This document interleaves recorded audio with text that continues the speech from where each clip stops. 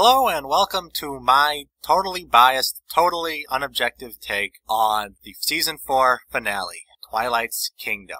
I did not like it. I thought it was a bad episode. In fact, I'd say it was one of the worst episodes of MLP and the second worst finale. However, the episode wasn't horrible. It wasn't super painful to watch, but I did not enjoy it. I did not think it was a good episode. Of course, the odd thing is, I think this would have been a much better episode. Not necessarily good, mind you, but a much better episode if it had been the Season 3 finale or the Season 4 premiere. If it had been the Season 3 finale, it would have done a better job explaining why Twilight deserves to be an Alicorn princess than Magical Mystery Cure, even though I don't think this would have been great in that regards, but that's a different topic. And certainly would have answered some of the questions people had at the end of Season 3 and made the wait before Season 4 more tolerable. But I think it would have been decent as the Season 4 premiere because it would have answered a lot of the questions about Twilight becoming an Alicorn princess, as well as wrapping up some of that Discord stuff, is she truly reformed, yada yada yeesh. And we wouldn't have spent this season with Twilight not exactly fitting in and making no sense why she's an Alicorn princess. I mean, heck, I thought the episode had a issue with continuity where in prior episodes Twilight had been saying, oh, I'm not special, I'm not different. And yet in this episode she's upset that she's not getting a greater role.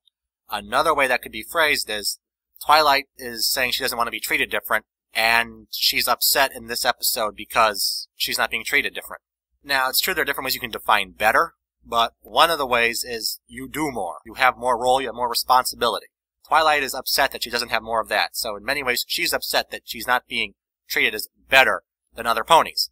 And yet, throughout the entire season, her only problem has been she doesn't want to be viewed as better than everyone else. This seems contradictory. If nothing else, she hasn't been shown being upset about this. This just comes out of the blue and seems to serve only as a plot point. Now, it's true. If this had been the Season 3 finale or the Season 4 premiere, you couldn't have had the whole key thing, you couldn't have had the box. However, I don't think that would necessarily have been a bad thing. I personally think that the box ended up being a massive, just uber Dux a Machina, and honestly was just kind of stupid. It was pretty much, we open the box, boom, we win rainbows everywhere! It just was like, what? And of course, I personally really did not like the rainbow-nified look. It just failed, particularly on rarity. The elements of harmony were always a walking Dux a Machina. This just seems like a Dux a Machina on steroids. There was no real drama. We unlock the box. Boom! Victory! It just, no. Just, no. I did not care for that ending. And of course, it would not have allowed the keys. However, you still could have had the key episodes. The lessons you learned there were, generally speaking, fine. But you couldn't have had the keys at the very end. But that's not necessarily an issue, as, honestly, I thought the whole thing there was just hitting you over the head with the message. And removing it, you wouldn't miss that much. Honestly, I kind of felt that the whole key thing didn't fully work. It was clear in this episode that the whole point was they taught their element to someone else. Coco Pamel, yeah, fine, that makes sense. Sea Breeze, yeah, sure. But Rainbow Dash and Pinkie Pie? Okay, maybe Rainbow Dash, even though Spitfire said, I saw this at the Academy and I saw it again today. She had seen it before. If she didn't learn it then, why would she learn it this time? But even assuming she does, that still leaves Cheese Sandwich. And in my mind, yeah, Cheese might have said something, but he didn't really learn anything. He was always the party pony, always wanted to make ponies smile. Yeah, sure, maybe he got wrapped up in the goof-off, but Pinkie was really the only one to learn something in that episode. Cheese didn't really learn anything, in my mind. So, he was already like Pinkie. He didn't need to learn about making ponies smile. So at the end, I don't think the whole key thing quite held together, especially here with Twilight. Her key was showing Discord, the magic of friendship. However, if I recall correctly, he had already learned that in Keep Calm and Flutter On from Fluttershy, not Twilight. In fact, if I recall correctly, Twilight was one of the strongest opponents of trying to reform Discord. It seems like Fluttershy is not getting her due there. Yeah, that just, to me, did not work at all. And I think this would have been great as a premiere, because Discord hadn't been free for very long, and having him turn evil again would have made sense. Instead of now, where you've had this, where he helped them a couple times. And on the topic of Discord, if you saw my previous video, you know I said that I thought Discord might be playing the long game. Never have I been simultaneously so right and so wrong. I was correct. He'd go evil again. I was wrong in that he was playing the long game. It appears he actually did embrace the magic of friendship. So I guess I'll call that a moral victory. Yay. I was right and I was wrong. He was not playing the long game. He truly was converted by Fluttershy, and this has made me view Keycon and Flutteron much, much more negatively. However, this isn't a video on Keycon and Flutteron. It's on Twilight's Kingdom, so I'm going to ignore that. Now that I'm done with the preamble, oh boy, this is going to be a long video, isn't it? I can get on to the actual episode. The episode starts with Twilight complaining about her role. I've already talked about that, so I'll move on. She is depressed that she doesn't know what she's doing. Celestia pretty much says, you'll figure it out, and it moves on. I will say I didn't think the song was particularly good. I didn't think any of the songs were particularly good, though they weren't horrible. They just kind of fell flat to me. And so then Celestia and Luna have this dream about this guy and realize bad news is up. Now, they are clearly trying to make it appear that they had continuity and they had this big plan all the way back from Season 2 by saying, when we saw Cerberus escape Tartarus, and it's about time, Tyrek, or whatever his name is, escaped. This is supposed to be saying, you see, we've had this big plan here. The problem is, if you actually examine it, it becomes clear they didn't have this plan. This was just tacked on to make it appear that they had this great big master plan, but in reality, they had no such thing. Why do I say this? Well, Twilight mentions, oh no, Cerberus is gone, you need to get him back so that none of the baddies escape. Fine, makes sense. So she brings him back. And apparently, neither her nor Celestia, who, since she sent a lost dog flyer, knew about Cerberus' escape, bothered to check that the inmates hadn't escaped. This is especially bizarre when you consider that Cerberus was right down the stairs from where Tyrek was being kept. So Twilight drops off Cerberus and sees this empty cage, and just goes, okay. This is Twilight we're talking about. In that episode, she was convinced there was some sort of calamity that was going to befall Equestria. Wouldn't it have made sense for her to start freaking out about this? This is Twilight, and she was particularly on edge in that episode. I imagine she would have gone running, going, Celestia, ah! So, yeah. How did he escape? They should have figured out almost immediately that he was escaped, and they should have done a huge search and found him. So, it actually makes no sense for him to have escaped at that point, and this is clearly then just in the case of tacking on it to give the appearance of continuity, if not the fact. Moving on. So they summon Twilight to immediately tell her, we don't need you, we're sending Discord. That seems like kind of a dick move, but alright. So they send Discord, and they stupidly send him without sending anyone else to keep a leash on him. Excuse me? Discord, if I recall, has been free for about a year now, and has done what? Didn't do anything to stop the evil plans, tried to ruin Cadance and Twilight's get-together, and you're sending him alone to confront a bad guy who we kind of learned they at least knew of each other. Yeah. This seems like a really good plan, Celestia. There is no way this can backfire at all.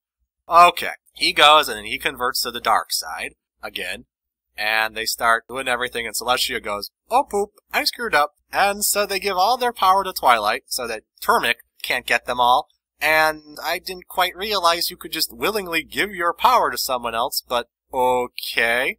So when Termic comes after them, he finds that they've already lost all their magic. Arg, arg, arg, arg, arg, and then discovers Princess Twilight. Now, it had been mentioned that he didn't know about her, so they choose the safest one to put it all in. Slight question about this. He was been free since Season 2. Twilight's coronation was a very big deal on happened in Season 3. I think every pony in Equestria heard about it. If nothing else, the Season 4 premiere with the dual sun and moon should have said that something was up. He should have noticed this. How did he not know that Twilight was to become a princess? How did he not recognize that? He would have had to have been in a hole. And even then, when he made his move, he didn't bother to do his research. He seems like a really stupid villain. So then he throws Celestia, Luna, and Cadance in a prison and goes after Twilight. Captures her friends, then turns on Discord. You never saw that one coming. He has this big, epic fight with Twilight, which I'll freely admit, I found that fight boring. I know it's supposed to be super action-packed and super dramatic and I found it boring. There was, to me, no tension. I knew Twilight wouldn't be killed or defeated, and I knew Turkic couldn't be defeated either. To me, there was no tension, no drama, just boring. And so, in essence, it goes, boom, boom, boom, boom, boom, boom, We are at an impasse. Fine. Well, I have your friends. Give me your magic. And Twilight goes, okay, sure, fine. But release my friends. And Discord as well. And so he does so, and then starts destroying the land for some reason while they sneak off. Considering that he imprisoned the other princesses, why didn't he imprison Twilight too? That seems like a dumb move. Most villains fall for evil villain mistake number 2, which is, ha ha ha, I have you in a death trap. Now I will turn my back on you. He didn't even do that. Ha ha ha, I have defeated you. And now I'm gonna let you wander off free. Wow. That's just, wow. So, they sneak off, they go back to the Tree of Harmony, they unlock their magic box, and rainbow power on! And solve everything using their stupid rainbow power, and defeat Twinkletoes without any kind of a fight. And then Twilight got a new castle for her and her friends, apparently, though it's, what, ponies around throne room, I guess? I don't know. Seems kind of weird. Then, yeah, that's pretty much the episode. In my opinion, not very good, if you can't tell. And, of course, there were some other more broad issues I had with the episode, such as Twilight. I've kind of mentioned I don't think Twilight really has done much to merit being an Alicorn princess. At the time, I was on the fence, I was willing to give it a chance, and in my unpublished premiere review, I said that it was a reasonable start, but had to be a start, not the finish. Unfortunately, that pretty much was the finish. They kind of hand-waved at some of the stuff and then did nothing addressing it. This is the first episode that's actually addressed Twilight becoming a princess. Now, some might say, oh no, Twilight time, but I don't think she needed to be a princess in Twilight time. And I'm not going to get into why here. If you're interested, I can do another video on that. But, long story short, this is the first episode that kind of required her to be a princess. Another good reason for this to have been the premiere. Moving on. They've done nothing with her being a princess, and now, I'm not going to blame her becoming an Alicorn princess on this, but the show has increasingly become Twilight and Friends. It's all about Twilight. Yeah, sure, the rest of the cast can get their own episodes during the bulk of the season. But the only one driving the story forward is Twilight. Now, like I said before, Twilight's not my favorite, and she has been falling. If you like Twilight, and I'm sure even a lot of people who don't like Twilight, you probably find this fine. Me, I kind of like back when, like, say, Return to Harmony, where the friends played a very important, integral role. Sure, Twilight was the leader. She was the one who rallied them. But her friends were absolutely critically important. What role did her friends play in this episode, or in the premiere? They didn't play a role. They were there so that they could hand-wave and say, see, friendship is necessary. And then Twilight does everything. Her friends are shown to be totally incompetent. They can do nothing without Twilight. She is the only one who can actually drive the action forward. Pretty much, Twilight has had no episodes this season, except the premiere and the finale, where she's the only one who's doing anything. And I have a major problem with this. The whole point is supposed to be working together as friends, not, I have friends, and I am super powerful. Rah. To me, it just falls flat. And this ties into one of my big issues with Twilight being an Alicorn princess, which is, every accomplishment she has achieved is because she has had the help and aid of her friends. It seems kind of insulting to me that her friends are left out of this. Here, they get thrones next to Twilight, so yay, because they have helped Twilight and made Twilight what she is. Help give Twilight everything that Twilight has been able to use to become an Alicorn princess. They get to be lackeys 1 through 5. Now, I'm being a bit unfair here, I'll freely admit. But I think in general, there is a grain of truth to what I say. But I don't want to go on too much about this. I don't want to rant about Twilight. I also had an issue with the episode in that the villain was bland sauce. People at the time went on and on about Sombra during A Crystal Empire and how bland he was. Sombra has nothing on Tiramisu. This guy is just... Why is he a bad guy? What is he wanting to do? Why is he wanting to do it? Sure, he has more dialogue than Sombra, but I thought Sombra was 10 times more menacing than Trixie. I don't think that's right. Tramo? Whatever. Not only is I think he the stupidest villain by a mile, he is also just bland and has no personality. So, did not care for him as a villain. Also, they really confused the history of Equestria here, because we learned that the brother visited and saw what must be a young Starswirl the Bearded. It's never said that Starswirl the Bearded, but if you look at the image, that's clearly supposed to be Starswirl the Bearded. The issue with this is that Celestia and Luna banished Twinkleshine, and Luna's implied that she knew Starswirl the Bearded, And we know for a fact Starswirl the Beard was the mentor to Clover the Clever, who was instrumental in founding Equestria. We also get the implication that Trandu knew of Discord. This raises the question of how on earth does the history of Equestria fit together? Okay, so we would imagine Starswirl the Bearded, if he was the mentor of Clover the Clever, was fairly old at that point. At least older than Clover, and Clover, if the Playsta believed, was a young adult, so that would probably have put him not anymore in the young category. One would imagine that this took place before that, before Equestria was even formed. But then this raises the issue of, during that time, unicorns were in charge of raising the sun and the moon. That was clear. It's also clear that they were alicorns at that point. And considering that their cutie marks are, that would imply that they still were raising the sun and the moon. This implies that Celestia and Luna were unicorns. They were, like, born unicorns and then became alicorns, much like Twilight. And, heck, how could they have defeated his brother when there was no harmony in the land? So that had to mean this took place after that, but then he wasn't a young Starswirl anymore. And how does Discord fit into this? Discord took place after Equestria had been unified for a while, but apparently he was then just hanging around before then? Why wasn't he evil at that point? The history makes no sense. I think, for some reason, the MLP crew loves Starswirl the Beard and just throws him in whenever they can. But that makes the history so weird. So the history just kind of is bleh. So at the end of the day, I did not like the episode at all. I did not find it enjoyable. Was it a waste of my time? No. Did I hate it? No. I know it sounds like I really disliked it, and I didn't like it, but I didn't hate it. I thought it was like one of the worst episodes of MLP, but it wasn't a waste of my time, though I don't intend to ever watch it again. So I hope you found my, I guess I'll call it a rant about Twilight's Kingdom interesting or provocative or amusing.